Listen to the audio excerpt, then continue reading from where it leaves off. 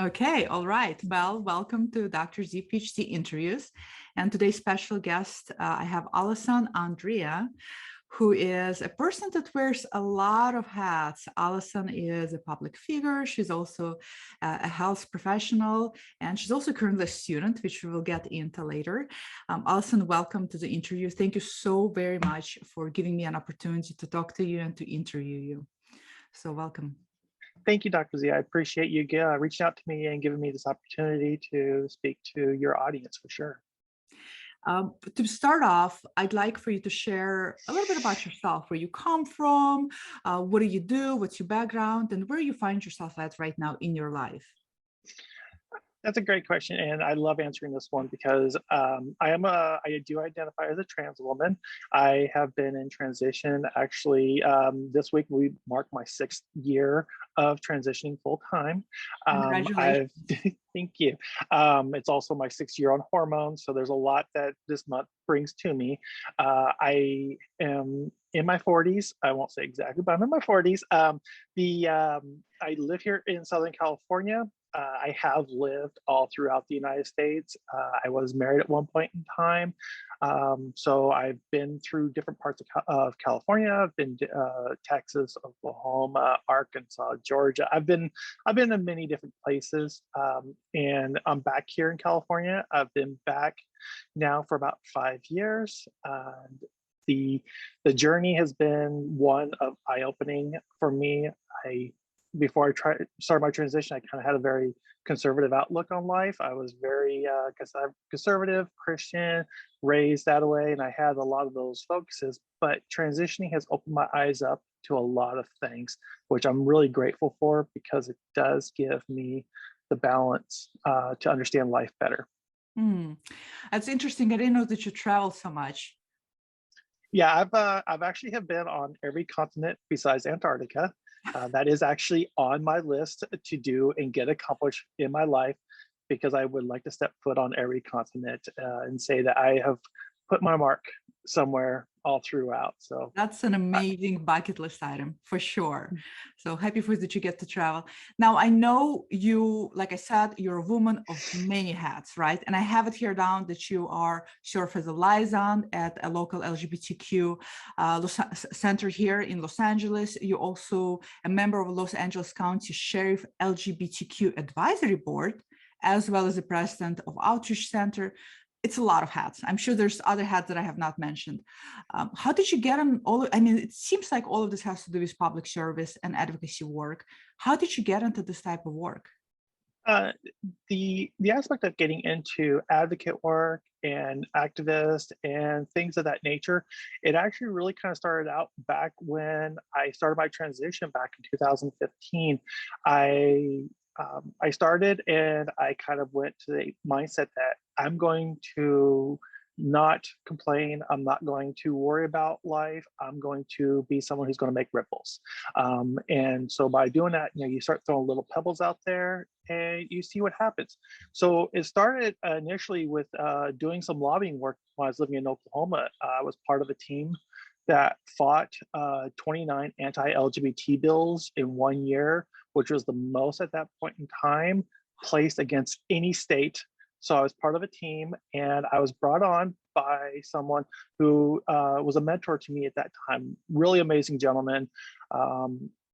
It was at that point in time, I realized I needed to do more. I started up the support group there in Oklahoma for trans people, started to get them involved with more things. I got the opportunity to move back out to California. I just wasn't sure where I really wanted to lay my hat as far as career. I was wanting to still stay within corporate America. I was looking at chasing the dollar figure because we all know that we need money to transition. However, there are other options. And I met some people when I was living up in the Antelope Valley, Lancaster, Palmdale area. And while I was living up there, they had the center called the Outreach Center. Mm-hmm. And it's a small LGBT center up there, nonprofit. And I got involved with them. And then from there, they kind of said, hey, do you want to maybe be part of us a little bit more? And I was like, I don't know. I don't really know what I want to do. And then because I was just trying to still find myself back here in California. Even though I grew up here, I found myself back here and really was wanting to just enjoy my life. I had met some friends through social media and was just kind of really enjoying my life back in California. I had gone to a Trans Day of Remembrance event back in 2016 at the Outreach Center. And that's where I had met one of the board members. And he had really asked me some questions and was really interested in my story. And in doing so, I eventually took on their trans support group, which was being held on every other weekend. And it was nice. I was being able to bring myself back into the community locally. I was attending support groups down in LA at the Los Angeles LGBT Center through their Trans Lounge program. And I was really kind of starting to meet some people. It was really interesting. And as I kind of was going through things, I had hit some rocky points in my life. There was definitely some struggles. Fortunately, I was able to manage it with a great support group, whether if it was personal friends, family, or outsiders who kind of just lent their hand out to me and says, hey, I'm here for you. And I got the job with the LA LGBT Center initially as a clinic liaison, working at the front desk and helping people. And I felt like I was stable in my life at this time for the first time in a while. And the Outreach Center had asked me if I'd be interested in joining the board. And I was like, I don't know about this. That sounds like a lot of work. And eventually I did accept the offer. And shortly into my tenure, I was voted in as vice president of the Outreach Center, which I was kind of like, okay, I'm not sure about this, but you know what? Only way you can do this is by jumping in and just doing it. Exactly. So then I was kind of balancing surgeries. I was balancing work, and I was balancing working at the Outreach Center as a volunteer. As time went along, there was a what was called a town hall up in Lancaster from the sheriff's department. And there was some stuff that was going on, and somebody had asked me, they go, would you be willing to show up as a representative for the LGBT community, being that you're the vice president? And I'm like, okay, I guess so. Why not? I don't have anything else going on in my Why day. not just another hat? Exactly. So I attended the event. It was the Lancaster Sheriff's Department. We did a town hall, and I started asking a lot of questions. It was dealing with a lawsuit with the Department of Justice up there. The sergeant that was working in public relations at the time came up and asked me if I was interested in talking to the captain of the department. So I met him. It was Captain Weber. It was Sergeant Dawson who introduced me. She's just an absolutely amazing individual. So then she introduced me to Captain Weber. As we further talked, she told me that they have a community advisory committee for the Los Angeles County Sheriff's Department, where they were really looking to have someone who is LGBT on the committee because they wanted someone else's viewpoint, because we were a community, and community is not just one race, one religion, one geographic. So I said yes, had to go through background checks, had to go through the live scan, make sure I wasn't a bad person. And I then started to attend the meetings and doing the monthly get-togethers and talking and trying to figure out how to make the community better as a whole. Met some, and still have met some amazing people doing that. So it's been really nice. Once again, it's just building my network of individuals that I've met and know. Within that, probably about a year into being on the local advisory committee, the Sergeant Dawson, she reached out to me. She's like, hey, there is a larger group called the LGBT advisory board for the Sheriff's Department, where they specifically talk about LGBT issues within the Sheriff's Department in all of LA County, not just Lancaster. And she goes, would you be interested in that? And I'm like, Sergeant Dawson, because I have no other time in my life, why not go ahead and add this to my plate? Exactly. Wow. So she did put me in touch with the lieutenant that was running that department, got to meet up with him, and I definitely made some waves in that aspect. We were discussing some criminal issues, as well as we also started to talk about the K6G unit, which is where they house the LGBT individuals in the county jail downtown. And myself and a couple other advocates from different organizations, we started really asking some hard questions. And the sheriff's department was not ready for our questions. So then we were introduced to, invited to come to a special meeting actually at the jail and to look over the policies. And at that point in time, the group that I was with, there was about 5 of us that was within this bigger group that was really questioning the policies. What kind of questions? What kind of policies? I'm curious, if you don't mind sharing. No, not a problem at all. So some of because there's the PREA, which is Prison Eradication Rape Act, where they're trying to reduce rape within the prison systems. And the LGBT community tends to be the most vulnerable when it comes to that.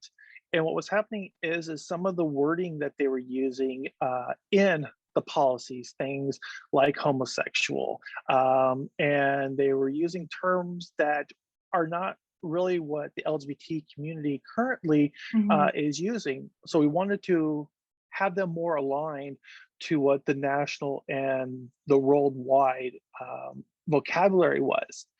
The other part is that they were using very outdated questions to see if someone was LGBT, such as showing them pictures of bars in West Hollywood, where they were like, do you recognize this? And unfortunately— You're kidding me. No, you're kidding me. That sounds, oh, no way. Yeah, it definitely brings a whole new meaning to the word profiling. But at the same time, I started asking, I go, well, what about the person who maybe gets arrested in Santa Clarita who doesn't go to West Hollywood? Right. Can they not be gay because they don't go to West Hollywood? Or what about our friends that live in South Central LA that might be in trouble? They may not go there.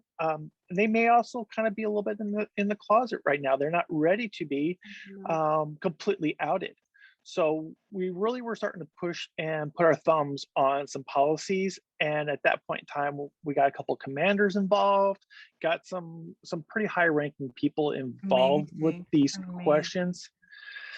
Why couldn't they just ask what an individual's sexual orientation was or gender identity expression?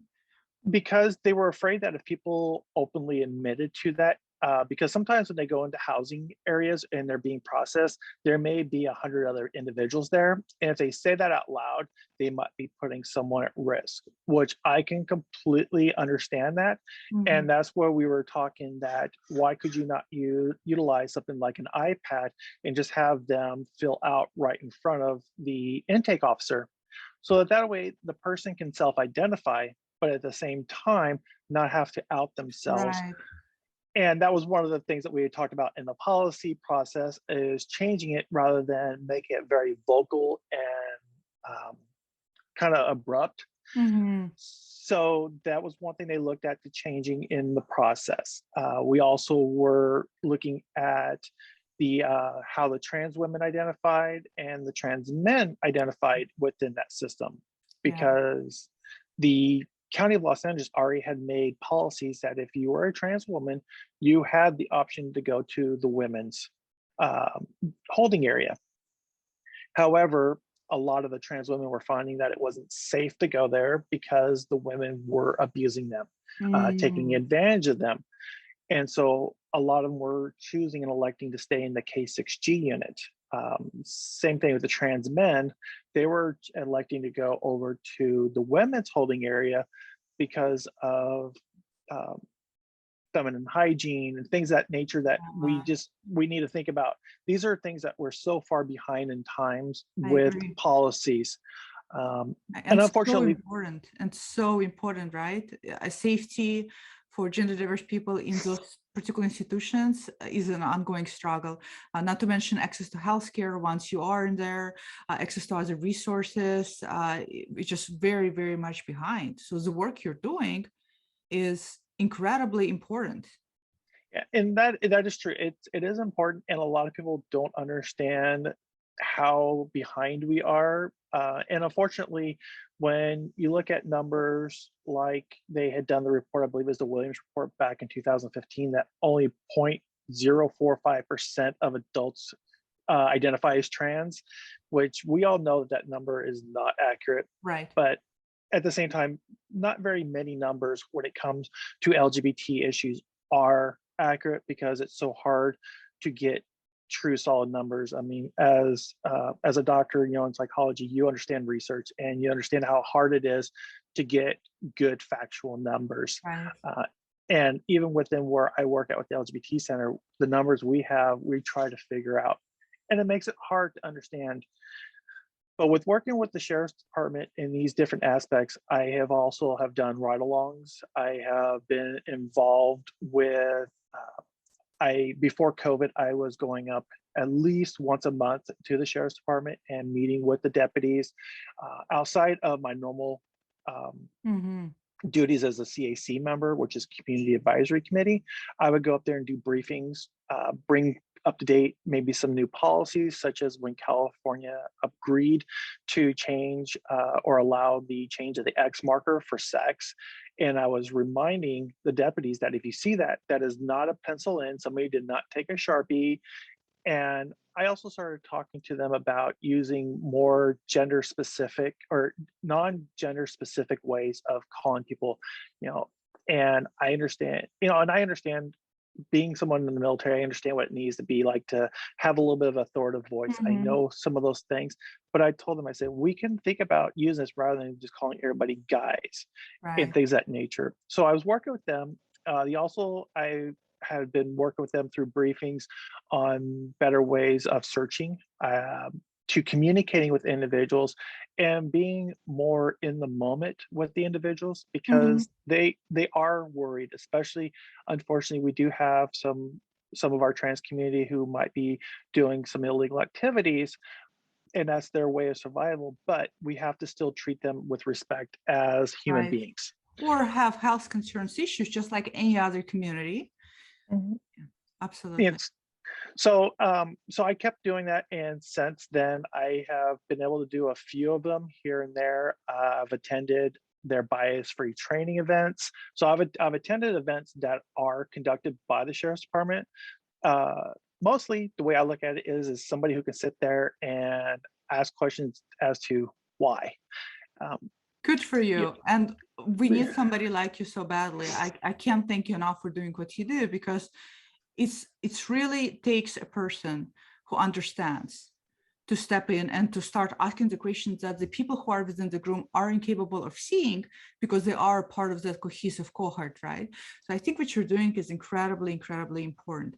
And I personally know you mostly as a liaison at LGBTQ Center, because I do those evaluations for free. And I had a lot of people come to my doors who have heard about me or were referred to me from you. As a liaison at LGBTQ Center, and being able to be on a frontier of overseeing mental health, at least here in California, what do you think is lacking the most when it comes to serving LGBTQ community, whether it is mental health or whether it is just health in general? I think that being a clinical liaison, as I initially started out with the LA LGBT Center, where I'm sometimes the first contact that a lot of people had, and trying to help them navigate this life of their transition, or they might be already in their transition.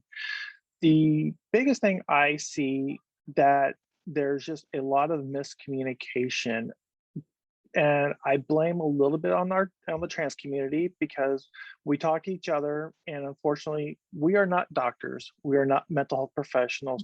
We're not people who actually understand all of the chemicals and things of that nature in the body. Yes, we all want to transition. We want because so many of us are living in this life that we want to move and just be ourselves and be authentic to ourselves. And when we do that, we want to go as fast as possible. And unfortunately, sometimes we do have to take a step back and realize we have to go through the process. We have to go through the steps.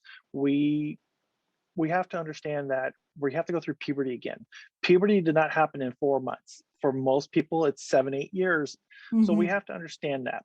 And I think on the medical side, that a lot of people, we want to hurry up and get to that most feminine or most masculine look as quick as possible. And unfortunately, sometimes the medical community looks at it as we need to put a hold on certain aspects because there might be a more endangering medical condition is going on. You might be dealing with blood clots. You might be anemic. You could have a really bad problem with diabetes. You could be HIV positive. That's not under control. There's a lot of things that we have to look at. And unfortunately, as trans individuals, we don't want to hear that. We want the answers. We want it now. Exactly. You know, we definitely, we want it now. We don't want to wait. And it's hard for us. And having individuals supporting us like yourself and many others that are on the mental health, the medical side is absolutely amazing.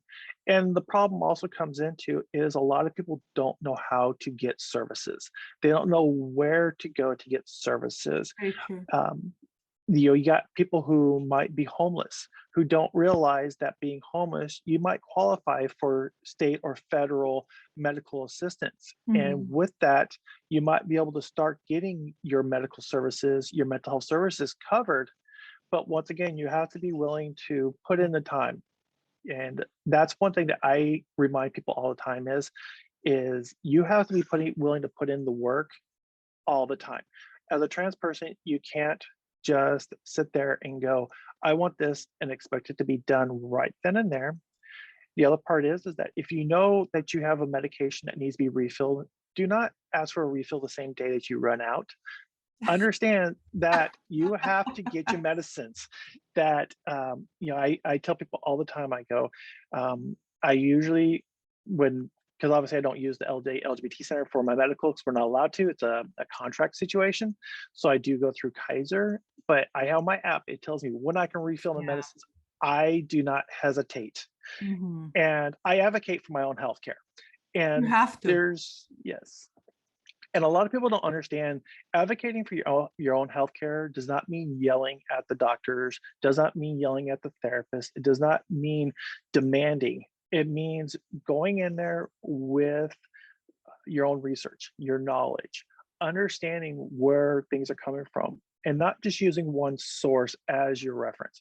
Do some vetting, check out what's out there, see what other research is being done, because the entire time I did not realize that there were some testosterone blockers that could be done by an injection that could last 3 months, 6 months, a year. I didn't realize that in the very beginning. And after I had my surgeries, obviously I didn't have to worry about taking a testosterone blocker anymore, but these were things I didn't know about, and I didn't know about until I got into the medical community and started to have those conversations. And people, when they're trying to juggle the mental health world, they're trying to juggle the medical world, and we look at a lot of people as being gatekeepers against us. We are really frustrated because we kind of sit there and go, how come I cannot be treated like somebody else? And unfortunately, people aren't familiar yet. They're still not completely ready for us. And it's unfortunate. Sadly, that is very true. I agree. I always say that transgender care is very green. And it is very green in Los Angeles, even though Los Angeles is very liberal and very forward. It's still incredibly, I mean, we have UCLA and Cedars-Sinai trans centers established just only a few years ago. So everything is still very, very fresh. And I agree, I think there's a lack of very valid resources and very valid information out there, and access to them sometimes are prohibited. And there's sometimes, like you say, there's so many gatekeepers in a way, which to me a lot of times struck me as a little bit bit oxymoronic in trans care when people come to me for gender evaluation for surgeries, and they're already on hormones, which means a medical doctor diagnosed you with a medical condition. So in the system, you have a medical condition, and yet you come to a psychologist to reaffirm your medical condition. So there's clearly issues that WPATH is trying to work through. And I think everything you said is incredibly valid and very, very important to speak about. And I've seen that rush from people. I've seen people come in, and when I say, what kind of surgery would you like to get, they'll say everything on a single, menu. And I understand the eagerness and the rush. And I think a lot of people also fear that the ability to get the surgeries will be taken away from them. So there's this eagerness and desire, I got to do it now before administration changes or before any kind of policies get in place, which is all really understandable. From your point of view, right, with the lack of resources and everything else, what do you think the LGBTQ, well, maybe not LGBTQ, I don't want you to speak necessarily specifically to them, but what do you think what do you think one thing that needs to be improved in order to help with some of the barriers people face? I think that the areas in which we need to help with the barriers you mentioned earlier is WPATH. I actually have a friend, a psychiatrist friend of mine who actually is on the WPATH committee, who is a trans woman. And that's the thing is in a lot of these aspects, what we run into a problem is unfortunately, we have cisgendered individuals making policies. We have cisgendered individuals telling us how to transition. Unfortunately, they don't understand where we are medically, mentally. And you think about it though, that 100 years ago, they were trying to do implants and trying to do taking parts of the woman's body, adding it into the man's body. And unfortunately, we didn't have the medication to help with those kind of things as far as the transplant medications and things of that nature. And as time went on, unfortunately, if it wasn't for probably World War II, we probably would not have had some of the technology and understanding of how to do some of the surgeries that we are facing and that they're utilizing today. So out of a very unfortunate situation in the world, kind of became a small glimpse of hope within the trans community. And as more and more doctors are understanding that this is not someone who is playing a game, or that this is someone who is crazy, because back in the early 1900s, you were institutionalized. People were put in padded cells for life for saying that they're a woman. Back, during the Holocaust, Not too long ago. No, and that's the thing is I mean, it wasn't really until we started to stop the institutionalization of mental health people did we start realizing we can actually start treating them as outpatients and finding ways of taking care of them. And in realistics, the mid 2000s, and I mean 2010, 2015 is when things started to start getting eyes open. So we're only looking about a decade ago that we were able to start being slightly understood and slightly accepted. And in the medical community, for a little while there, we only had 3 or 4 surgeons in the United States who would actually do a gender surgery. Otherwise, you had to go abroad. And even then, you may have only had another dozen.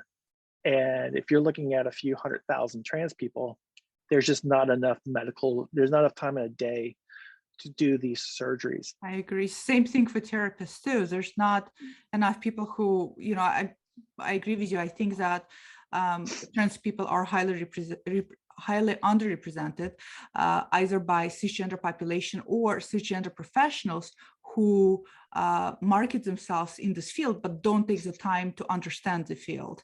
Because I myself had people come to me that say they see gender therapists, but they need a letter from me because I don't know how to write one. So I think it definitely needs to be more effort in terms of stepping up both on a medical and a psychological and psychiatric front as well. And I agree, especially with WPATH, I think it's imperative to have a higher percentage of majority on the board, making those policies who are gender diverse themselves versus cisgendered. Totally agree. My question for you, I know you are a student at Pepperdine University, right? Congratulations. I know you're studying, Thank you. You're in a graduate school for psychology. Does that, from everything you're saying now with the advocacy work and everything else, where is that path leading you? Am I assuming that you're going in the field of psychology as in being a therapist? Actually, I'd like to give a little background on the whole thing with the Pepperdine, because it is a huge step in my life, especially somebody who already has 2 college degrees, deciding to go completely different direction. I had gotten kind of tired. Kaiser telling us that we had to go through all of these gatekeepers. And I remember when I had to go to Kaiser and I was sitting there looking at a therapist, and the therapist says, well, you got to go through 3 of us before we can write you a letter and clear you for gender surgery. And at that moment in time, I already had my 3rd surgery, which was my body contouring surgery. I'd already done my facial surgery. I'd already done my top surgery. And I'm looking at this person and I'm going, what, you don't think I'm trans enough? And I'm so angry right now hearing this. It is frustrating. And it was really interesting because he's going through this assessment. There's like 2 hours of assessment that he's going through. And one of the questions he had asked is, well, you know that with surgeries, you're going to have to touch scars. Do you think you're okay with that? And I actually was touching and I was rubbing the top of my scar that's along my headline. And I said, I don't know. I think I might have to think on this one. Trying to get him to realize that the question he's asking me is irrelevant. But I will say that within that step, I started realizing there needs to be some changes in the way Kaiser was taking care of their patients.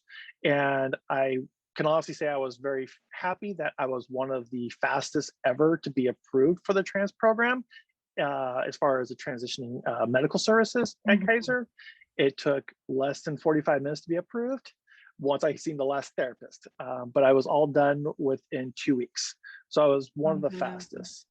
That's still crazy. That just completely, I mean, what you're telling me is shocking.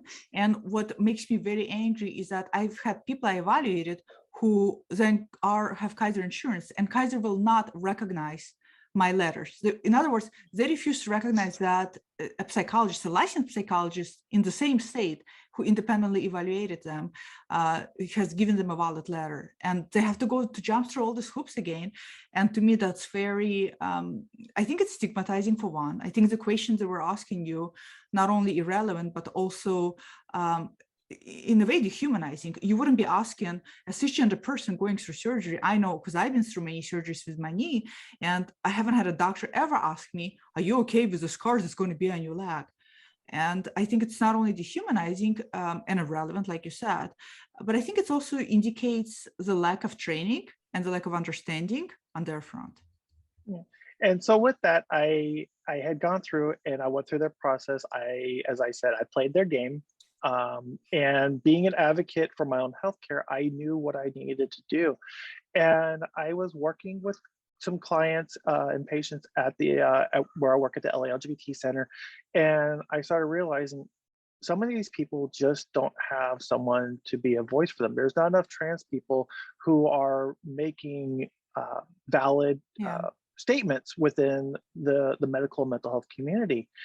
And I had started to talk to a friend of mine who was a coworker who had just graduated from USC in their medical social workers program. And she was telling me that I would make a great therapist, which I'd already been told by multiple people.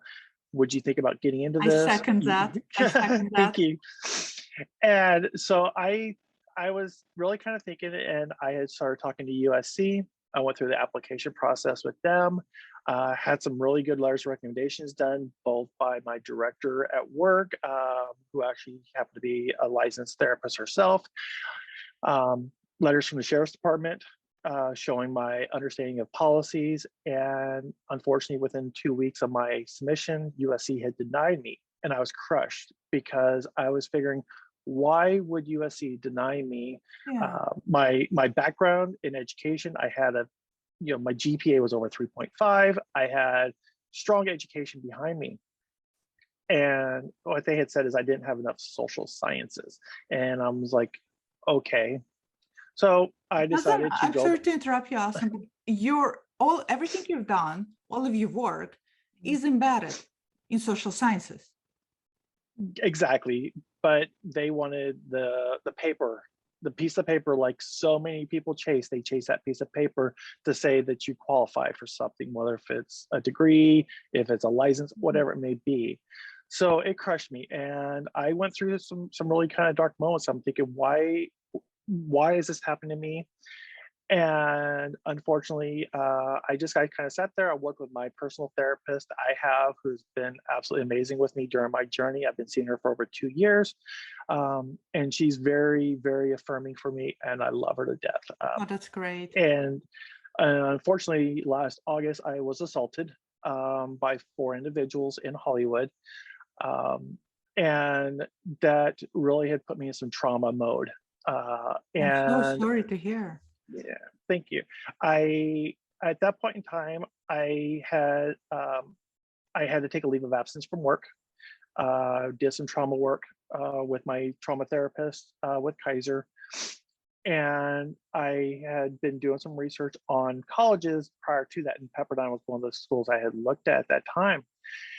And I was sitting there and getting through my hard work.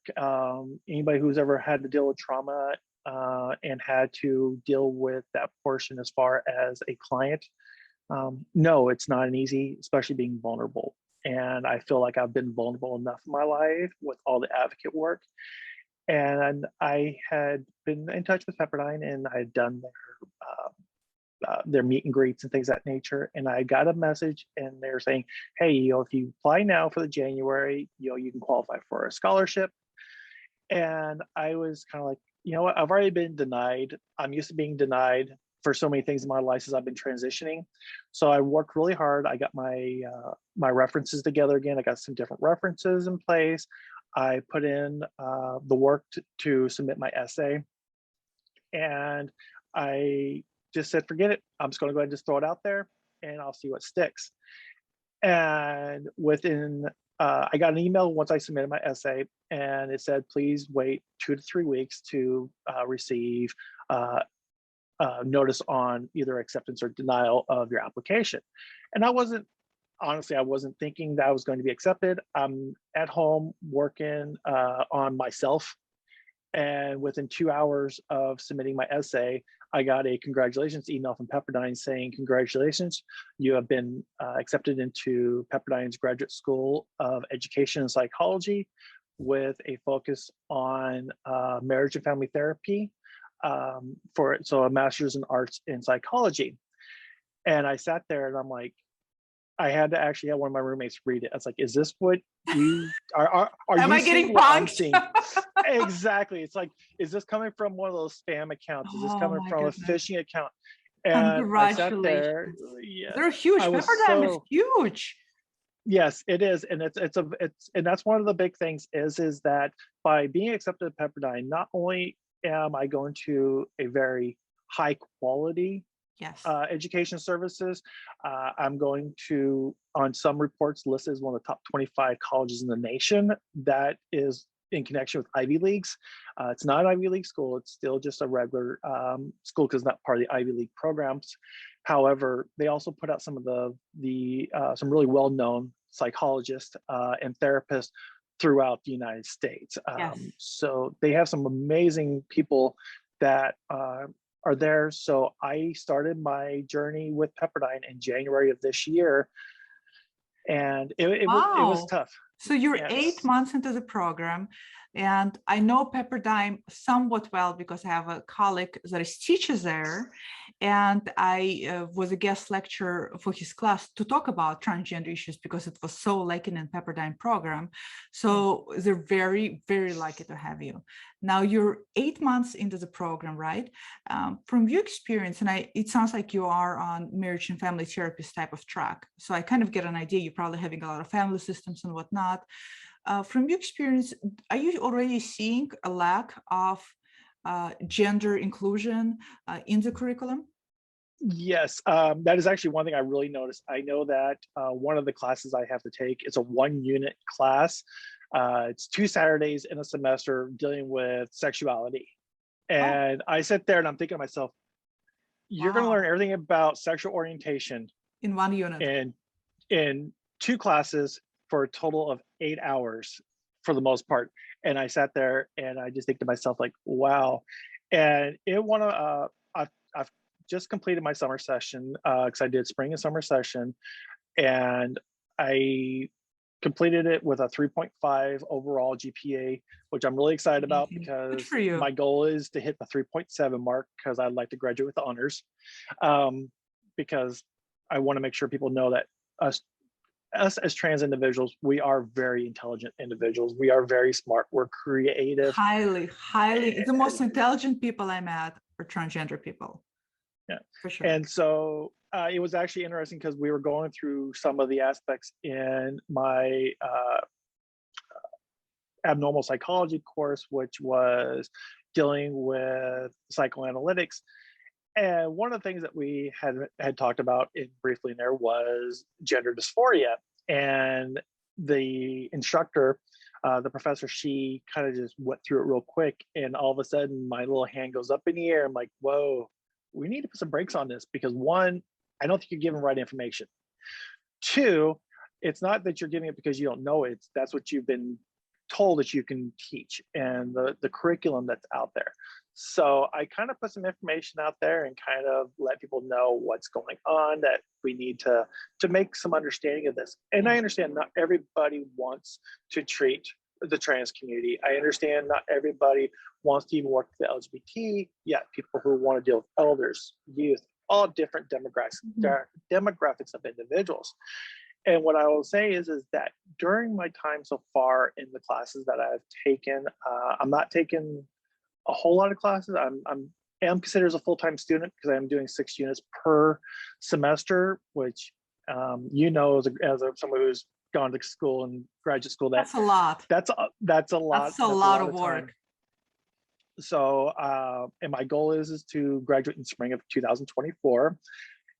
But I really have kind of sat there, and I've also had a really amazing moment with one of my professors as well, because when we were kind of asking some questions, we asked her, what group of individuals do you enjoy working with? And she actually mentioned, she goes, I really like working with high risk individuals, and a lot of those happen to be LGBT. And I'm like, yes, thank you. This is a professor. She's also she works at a clinic, and it's down in Southern California, down in Orange County area. And I just was so happy to hear that. And I ended up writing her an email thanking her for that, because I wanted her to know that not only as a student, but also as a trans individual, that I appreciate her commitment to the LGBT community. And so as I sit here and I continue to think about my long-term in the world of psychology, there's that little bird in the back of my head that sits there and goes, Dr. Allison does not sound bad. Not at all. It sounds amazing. But then at the same time, that student loan that comes with that sits there and goes, but can you afford me? And I'm like, you know what? I can pay debt off until the day I die. I'm okay. So as of right now, my goal is to go through, get my master's, work on my LMFT licensing, which, it's 2,000 hours of practicum and so forth. And at that point in time, I will see where I'm sitting at. And I may at that point in time choose to go towards getting a PsyD. I don't want to do the PhD route. I'd much rather do the PsyD, as I don't view as much on the research side as much as I believe. I like to do more of the clinical side of it.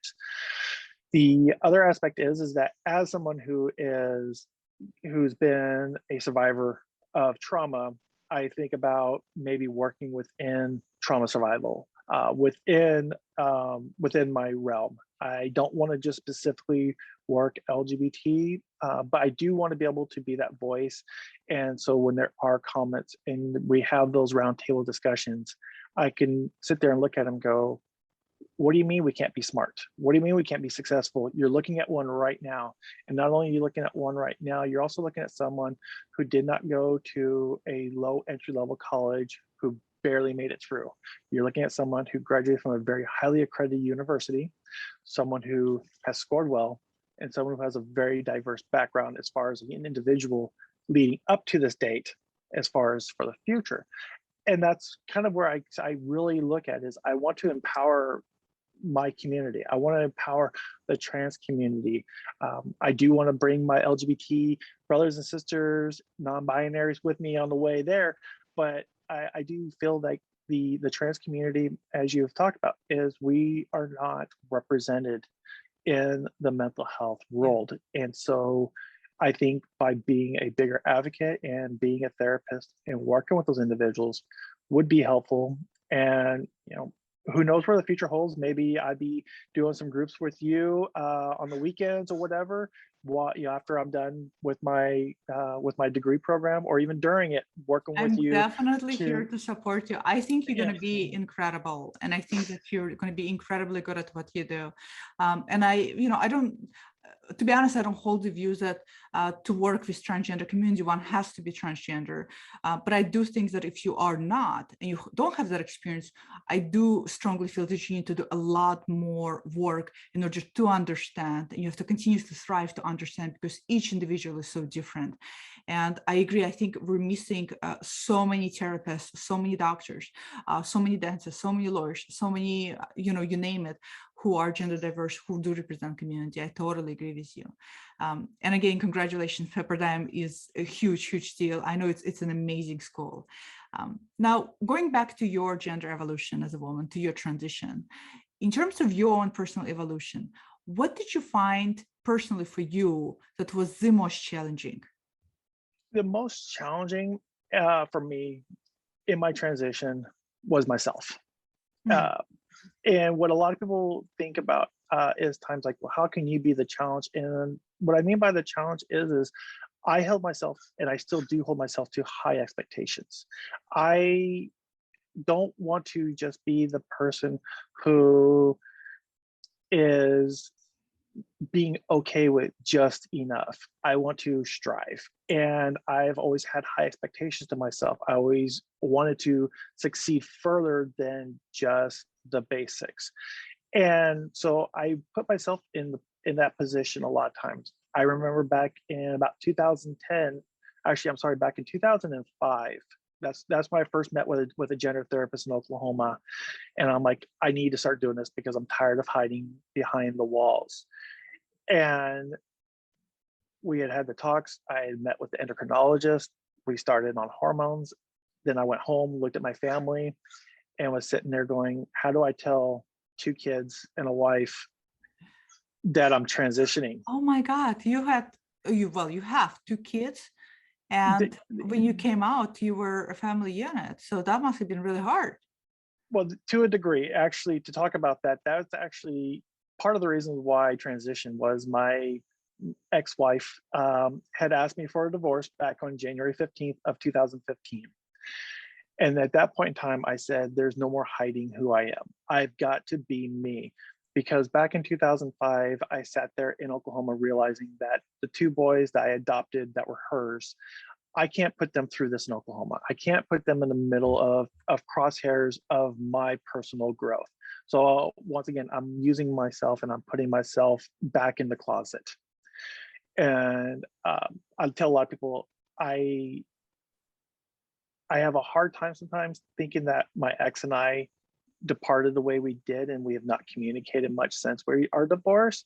But at the same time, I also look at it as she's also the person who released me. She took my binds off of me, and by saying a divorce, I had no reason not to transition. Wow. So the divorce was the pushing point. And do you think if the divorce never happened, you wouldn't be here? No, if the divorce wouldn't have happened, I would probably still be working corporate America, probably having a nice 6-figure income still, living life. And I probably would have had my MBA by now, because I still believed in striving for education. But I wouldn't be here today. I would have continue to live a lie. I would not have lived authentic to who I am as an This is individual. probably the first time I hear where divorce led to such an amazing thing in somebody's life. And it also saddens me to think that if it wasn't the divorce, you would still not go under this, your own personal evolution of who you are. Why do you think that is? Why do you think that you feel you couldn't have done it unless something such as big as divorce happened to release you from those binds, like you say? I would say that the reason why is I had made a commitment to her Hmm. as a spouse, and she was raised as a Pentecostal person, and things such as sexuality, gender identity, and things of that nature were not accepted within the religion. And I held my agreement of her as far as love and support through thick and thin. In marriage, I told her, I said I was not going to break those bonds. I agreed to it. I was going to live that life, even if it meant pain on my side. And just like when she asked me for a divorce, I told her, I said, I will give you the divorce, but you're going to file for it, because I'm not going to be the one who breaks the vows. You're going to be the one who breaks the vows. So commitment to you meant that much back then, marital commitment. Does it still hold that strongly for you today? And I'm especially curious to know, because it seems that you would go to such extent to maintain the commitment vows you made versus having a commitment towards yourself.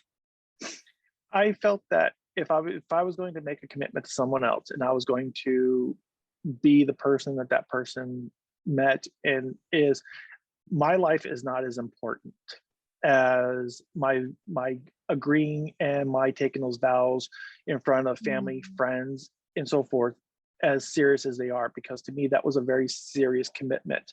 When I chose to say I do, back when I was 25 years ago, when I was 25 years old, almost 21 years ago or 20 years ago, it was a big step in my life. I agreed to it, and I assumed that responsibility. And when she had asked me for the divorce, as I tell people, within 48 hours, I was back in the therapist's office, and within our divorce was finalized in March of 2015 in Oklahoma, because fortunately it was really easy to go through it.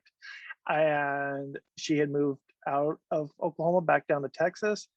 And in mid-March, I was starting to be who I was. By August of that year, Allison was in full bloom and moving forward. And I truly look at it as nothing was going to stop me, and nothing has stopped me. As I've said earlier, there's been some roadblocks. There's been some bumpy roads. So glad nothing stopped you, but I'm also gotta say, to be honest, I'm saddened that the commitment was so important for you versus your own health, versus your own, your own well-being. And that saddens me, because I know that there are a lot of people are watching, are staying in the marriages because of that commitment they made, and they feel they're unable to break from the commitment and, really take care of their health. For those who are watching and who are in the shoes you once occupied, what do you say now, looking back at that part of your life? What advice, in other words, do you give them? The advice I would give them is I think this comes from both someone who's walked the shoes on both sides, also coming from someone who works within a mental health context now in my life, and especially working now in domestic violence, intimate partner violence, realizing that there's a lot of hardness in there, is that reach out to mental health professionals. Have that conversation with a mental health professional while you're in this situation. Don't let your mental health be held at bay because you're afraid of what the spouse might say. I've met a lot of great individuals who came out to their spouse, and their spouses welcomed them with open arms, or they didn't necessarily welcome with open arms, but they did put their hand out and say, this is not for me. However, I am willing to be here as a supporter. I'm not necessarily a lesbian, or I'm not gay, so I can't live the life with you, but I'm going to be your friend.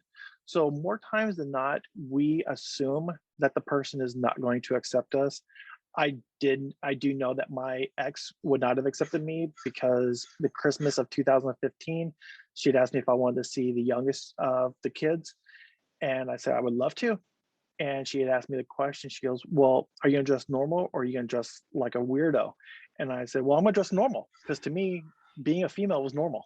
Yeah, Because and when she of heard course. that, the way I said it, she knew what that meant. And she's like, never mind.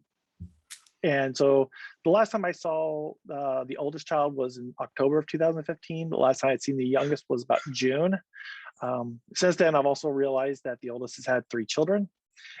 So, How and old are it's they?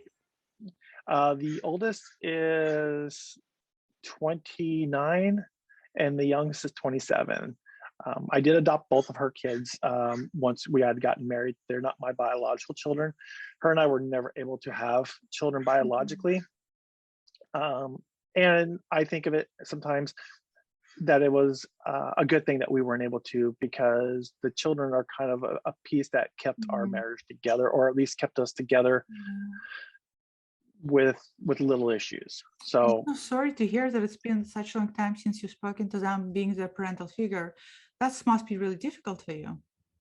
it is difficult at times, and fortunately my parents are still in their picture in their lives, so they do know what's going on and they were not cut off, which to me was more important.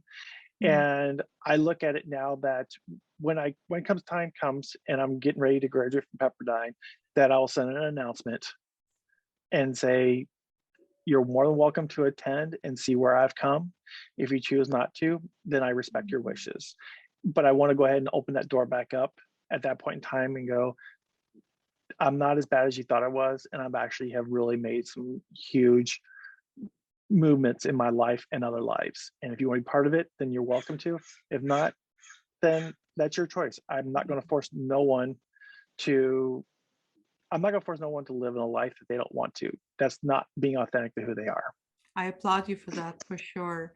Now, since we're getting nearing to the closure here, I do want to read a quote that I snatched off your, I believe you have it on Instagram, and I think you also have this quote as well on your Facebook. And it says, the only thing stronger than being yourself is being your authentic self, which I couldn't agree more. I think authenticity is incredibly important. And speaking of authenticity, for you personally, what is it? What is an authentic self at this point in your life? And do you ever fear of losing it? The aspect, I will give a quick story behind that saying. I actually created that saying due to a project that had happened with the LGBT Center, that there was a photo documentary being done by a photojournalist, and we had to come up with a saying or use a saying that resonated to us. And it just came out of nowhere that came to me, because I felt that the only thing stronger than being yourself is truly being your authentic self. And what I mean by being authentic is, when you look in the mirror, are you being the whole person you are at that moment in time in life?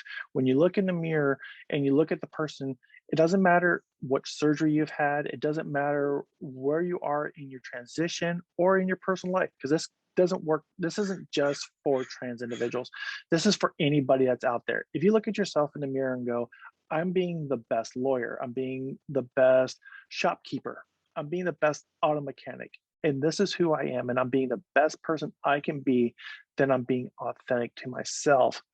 And I do worry at times about losing my authenticity, and the reason why I say that is because I do worry that I might get involved or too wrapped up in trying to make changes at times, and trying to do the political thing where I've got Mm. to put who I am to the side to make waves properly in other aspects.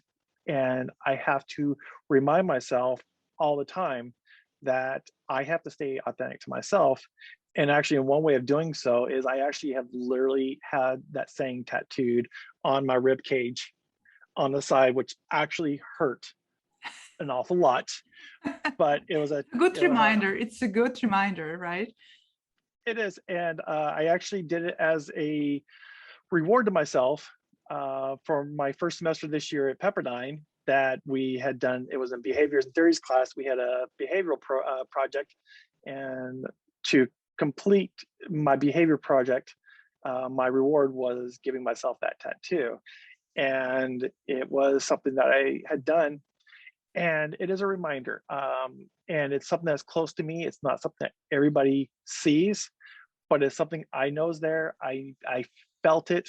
And kind of like the way I kind of look at it is I kind of branded myself with that. And that's been the saying that I came up with. And I truly feel that away.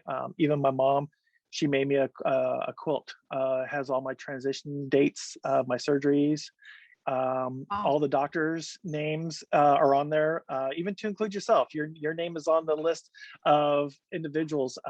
Maybe after this, I'll send you a photo of it. I'd love to see Um, that. Yeah. and on there is that quote that I created because of this. Oh, wow. So What a special, special quilt, and what special relationship sounds like you have with your mother. I love the idea of that tattoo being tattooed on yourself. I think that authenticity is incredibly important, and I love the way you described it, because it's not so much about the sense of authenticity that we tend to think about today with social media and everything, but it is that, are you living the best you every single day when you wake up, right? Are you putting your best foot forward? And I really love that, and that resonates with me so much. And I think you are an incredible woman. I think the advocacy work you've done and keep doing is very important. And I don't think a lot of people undertake the type of advocacy work. So I applaud you for undertaking it. I think you're definitely going to graduate with honors. I think you have an amazing future career in whatever it is that you're going to put your hands on. And for the record, it's not necessary to have a doctorate degree to be an amazing therapist. I met some amazing therapists that have masters, and I've met some terrible therapists who have PhDs. So that's just personal. If you want it, of course, you can go for it. And I'll be definitely on the sidelines cheerleading you on and supporting you. Thank you so very, very much for taking your time and sitting down with me and being so personable and open and sharing part of your story with everybody else. Really appreciate it. I appreciate you giving me this opportunity, and I really look forward to seeing the growth of our community as more and more people take on these opportunities to be Yes, authentic to themselves. yes, I agree. Thank you.